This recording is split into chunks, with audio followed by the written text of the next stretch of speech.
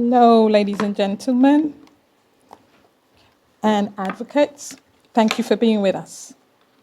It is both an honor and a profound responsibility to stand before you as we begin this crucial conversation, one that touches on the very core of human dignity, justice, and equality. Today we're gathered under a powerful and pressing theme: how close are we? How close are we to ending the violence that has plagued women and girls for centuries?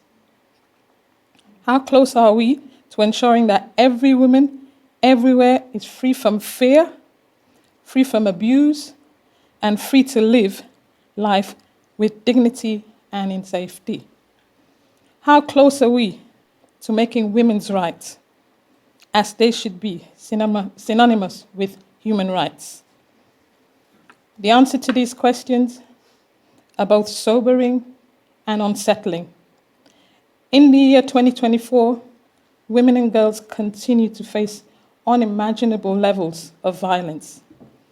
Violence that strips away the right to live with dignity, violence that crushes their hopes and dreams. And while the statistics reveal the magnitude of the crisis, the story behind each number is what is most heart-wrenching. According to the World Health Organization, 1 in 3 women around the world, which is 736 million worldwide, have experienced physical or sexual violence in their lifetime. Here in the UK, 1.4 million have experienced domestic violence. That is as against 2.1 million overall. That is huge. So here in the UK, the largest thing on violence is domestic abuse and human trafficking. So, in some regions, this number is even higher. Tragically, these numbers remain largely unchanged over the past decade. In times of crisis, such as during COVID-19 pandemic, instances of domestic violence surged, where women were being abused in their own homes, which should have been a safe haven for them. So, women who should have found solace and protection within the walls of their own homes were instead subjected to heightened danger and isolation. This is not just a statistics.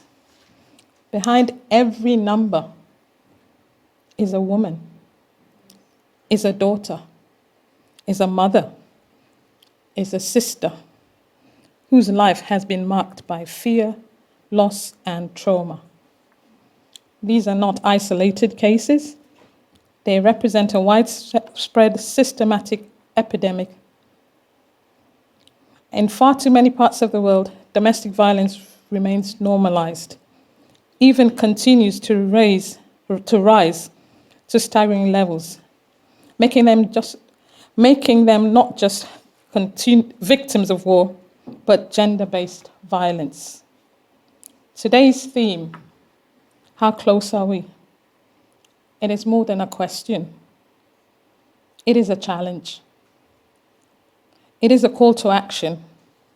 It's a reminder that despite the progress we have made, the road ahead remains long and the work ahead remains urgent.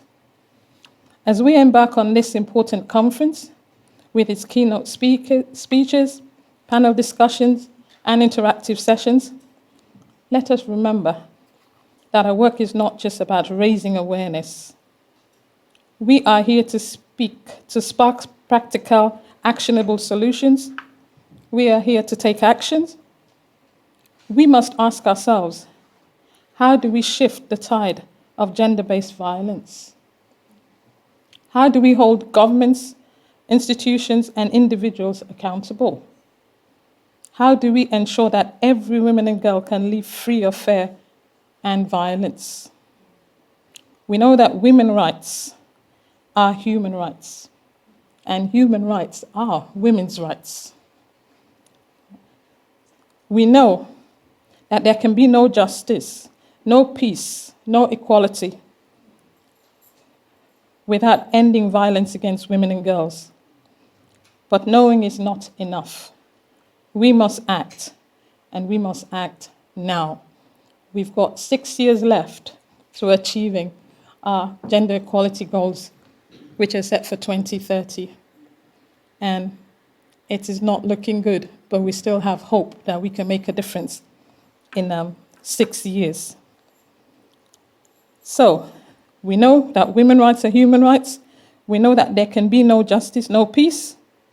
But let this conference serve as a turning point, a moment to reflect on how far we've come, but importantly, to ignite the momentum we need to move forward.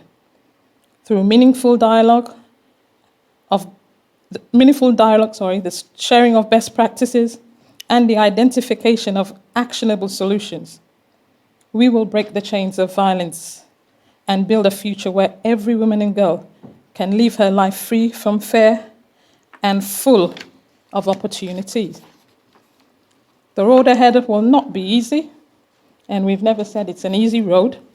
It will require compassion and an unwavering commitment to the belief that every woman and girl deserves to be seen, deserves to be heard, and deserves to be protected. Together we're stronger.